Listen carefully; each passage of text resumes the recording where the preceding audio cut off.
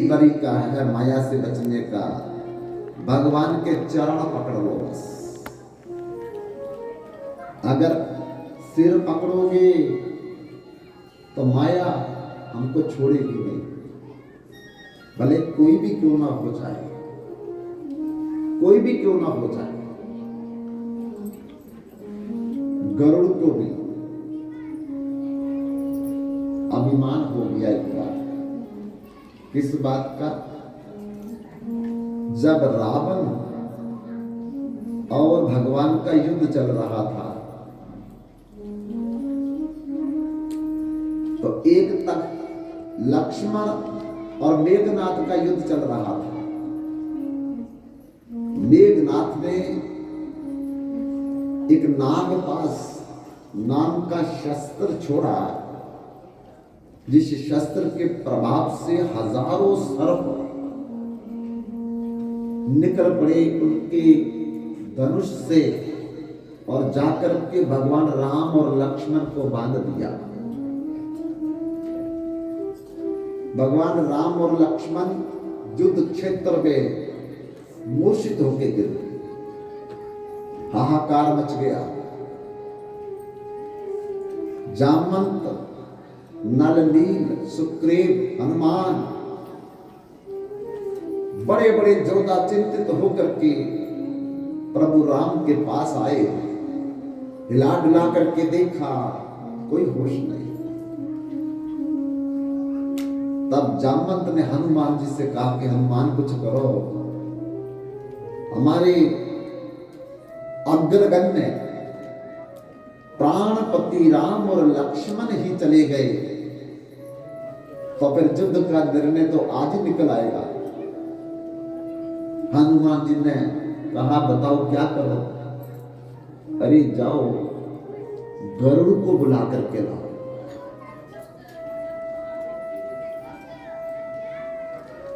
गरुड़ ही इस नागपाश का समाधान कर सकते हैं। हनुमान जी तुरंत चले गए और तुरंत जाकर के विनता पुत्र नारायण वाहन गरुड़ जी के पास पहुंच गए। गरुड़ जी ने कहा बताइए हनुमान कैसे आगमन हुआ? प्रभु राम और लक्ष्मण मूर्छित हो गए हैं। कैसे मूर्छित हुए? मेघनाथ ने नागपाश में बांध दिया उनको, और आप जाकर के सहायता करके उनको बंधन से मुक्त कीजिए। गरुड़ जी मन में सोचने लगे भगवान को मेघनाथ ने बंधन में बांध दिया।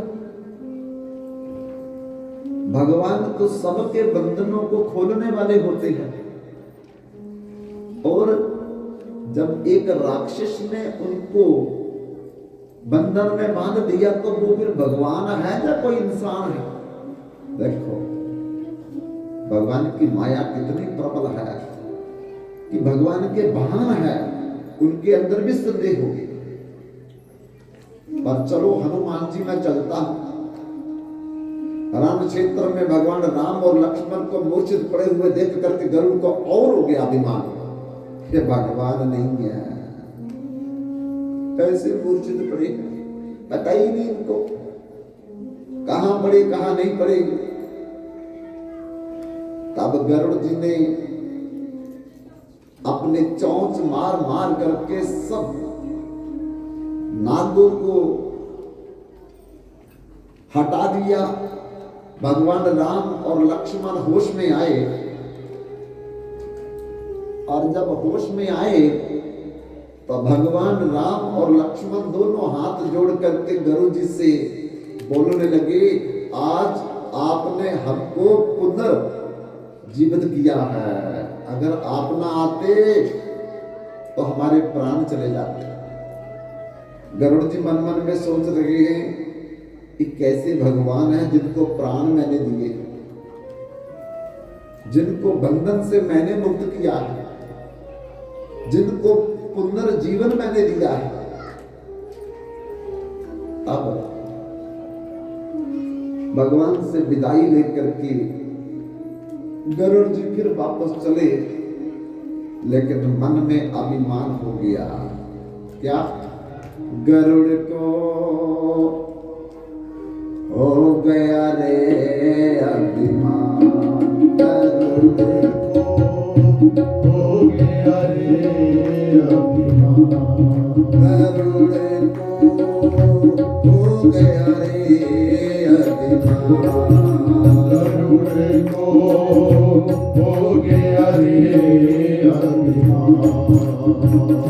नारायण की माया व्यापी, नारायण की माया व्यापी, नारायण की माया व्यापी, नारायण की माया व्यापी। प्रभु की विधि पहचान, गरुड़ को हो गया रे अभिमान, गरुड़ को हो गया रे अभिमान। नारायण की माया व्यापी, नारायण की माया व्यापी। प्रभु की विधि पहचान, गरुड़ को हो गया रे अभिमान, गरुड़ को हो गया रे अभिमान।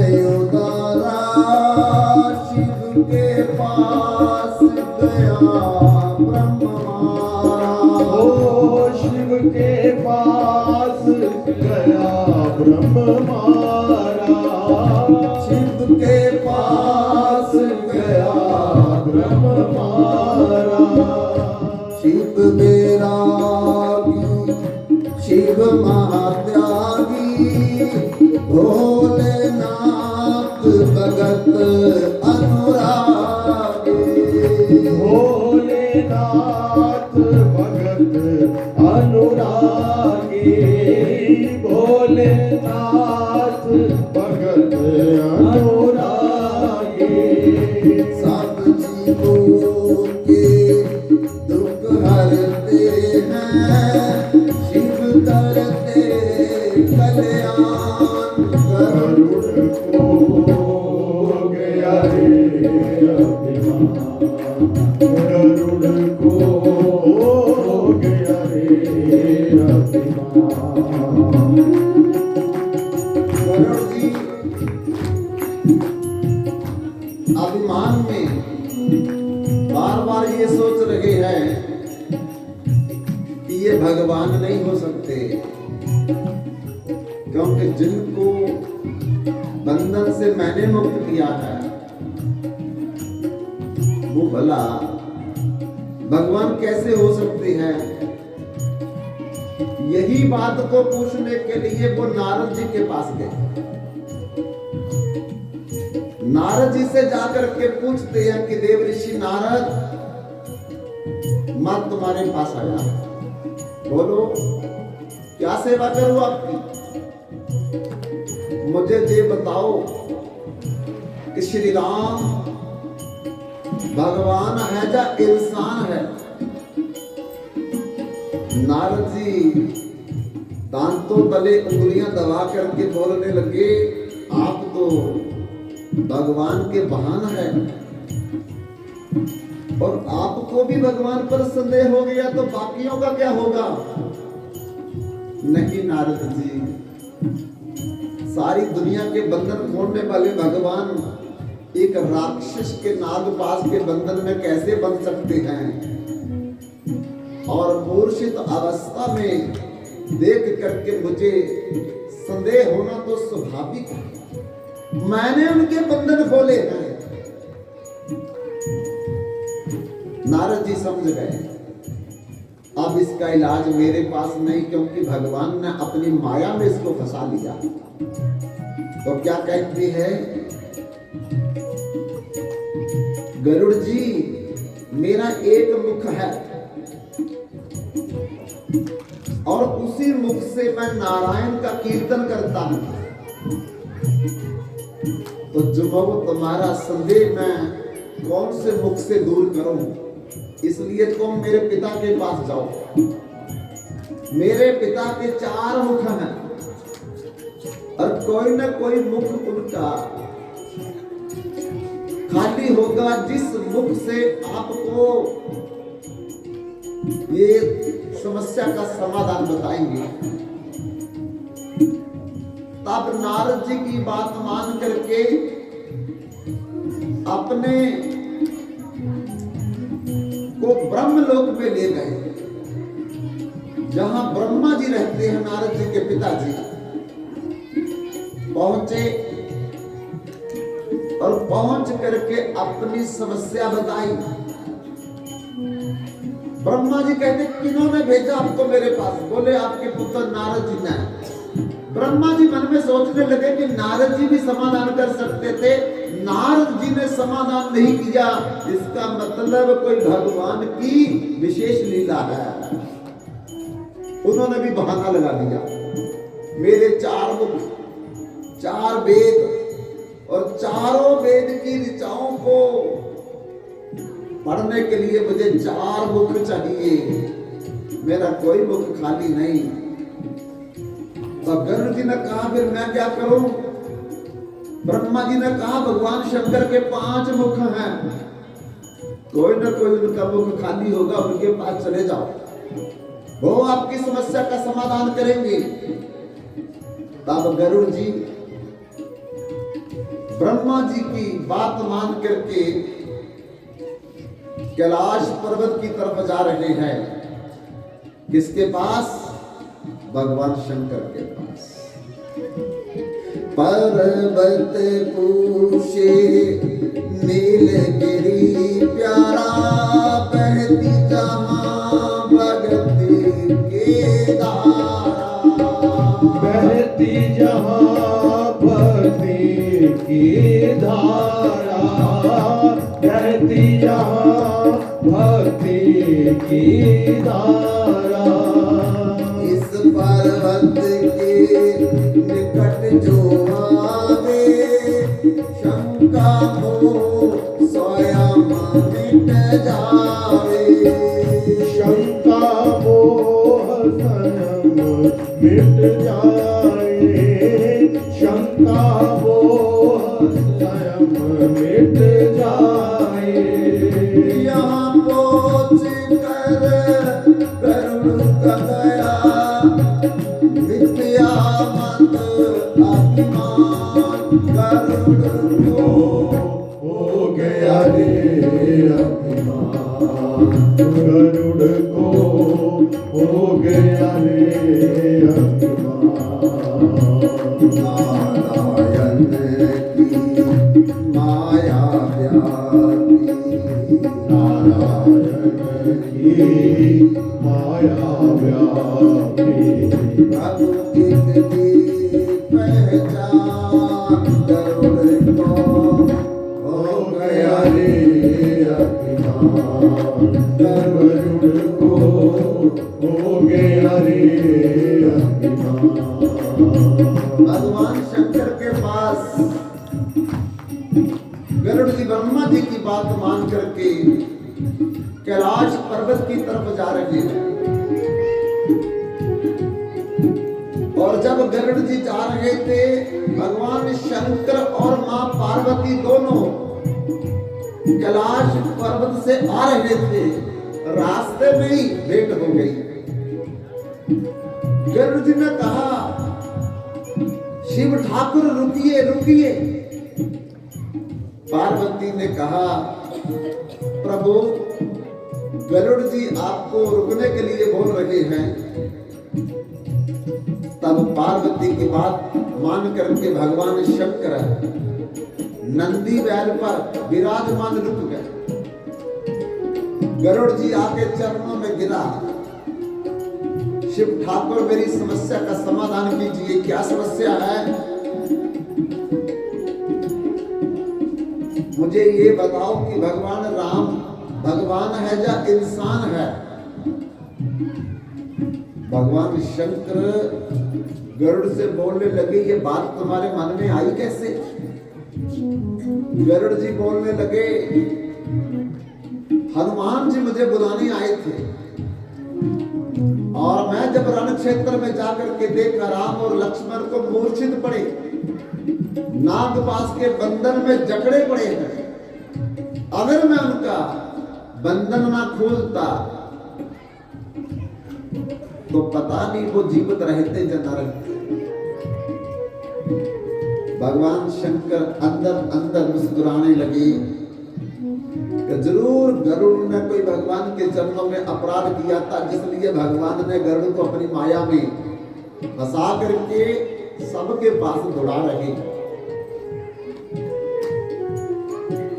अब भगवान शंकर ने कहा, हम भी इनका संदेह दूर नहीं करेंगे। क्यों? क्योंकि भगवान स्वयं इनकी परीक्षा लेना चाहते हैं।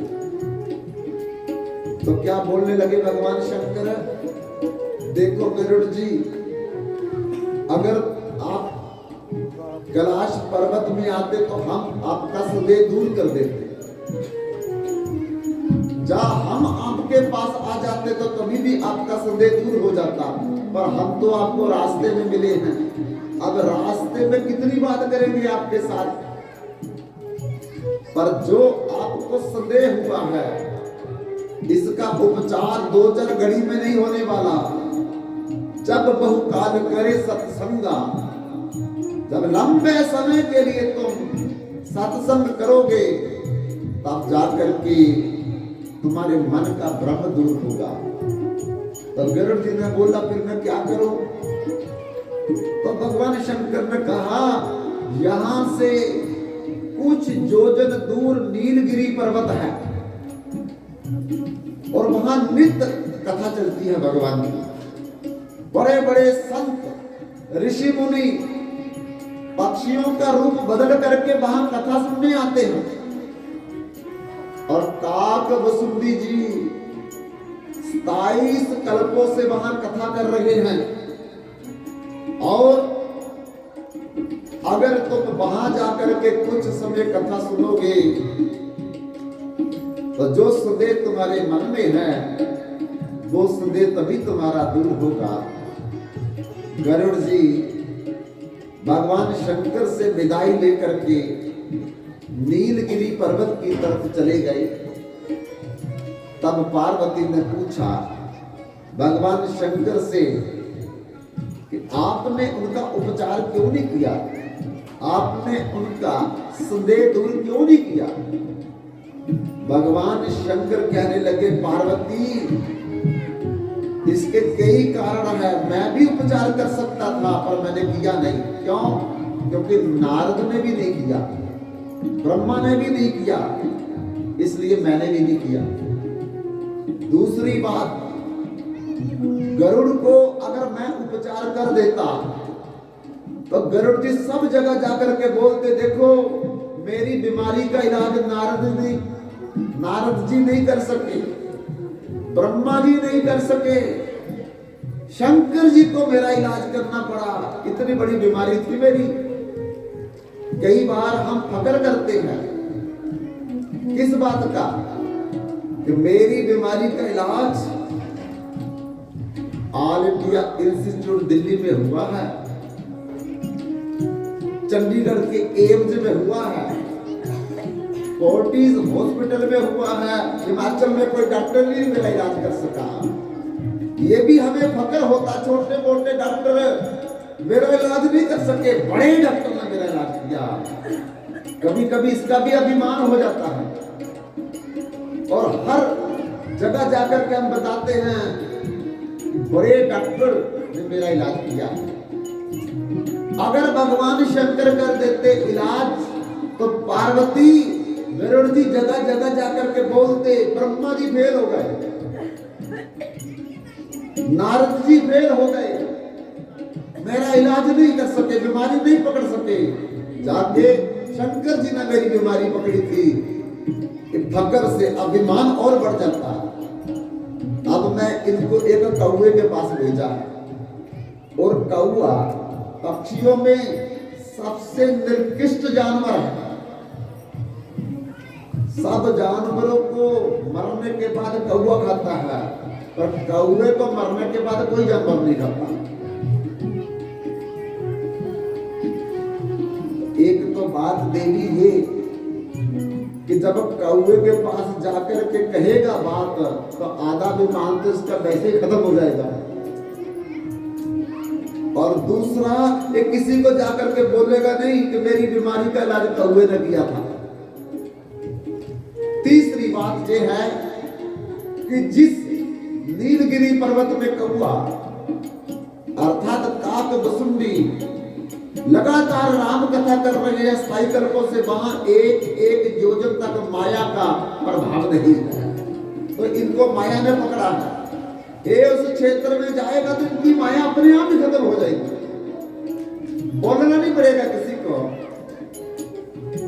इस लिए मैं गरुड़ को काक वसुंडी के पास भेजा। बंधु गरुड़ जी नीलगिरी पर्वत काक वसुंडी जी के क्षेत्र में जाते हैं। क्या देखते हैं?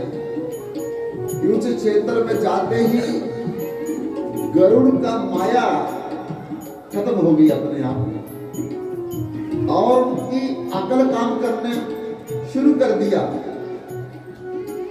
जो उनके अंदर अभिमान था वो तो अभिमान उस क्षेत्र में जाते ही खत्म हो गया। फिर बड़े विनम्र भाव से जाकर के देखा, एक कौवा कथा कह रहा है, लाखों पक्षी वहां कथा सुन रहे हैं।